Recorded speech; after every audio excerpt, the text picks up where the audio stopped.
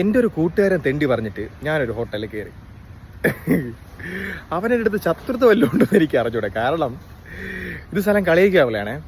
ഇതല്ല ഞാൻ ഈ വീഡിയോ എടുത്ത സ്ഥലം. അപ്പോൾ ഏകദേശം 50 വർഷത്തോളം പാരമ്പര്യമുള്ള അല്ലെ പഴക്കമുള്ള ഹോട്ടലാണിത്. ഭയങ്കര ബഡ്ജറ്റ് ഫ്രണ്ട്ലിയാണ്. 24 മണിക്കൂറും ഉണ്ട്.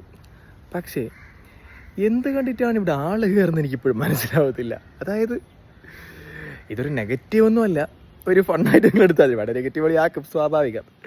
ഓരോരുത്തന്മാരൊക്കെ ചോദിക്കുന്നുണ്ട് എന്തോന്ന് ഇവൻ വീഡിയോ ചെയ്യുന്നത് പൈസയ്ക്ക് വേണ്ടി മാത്രമാണെന്ന് പറയുന്ന ഒരു ലൈക്കടി.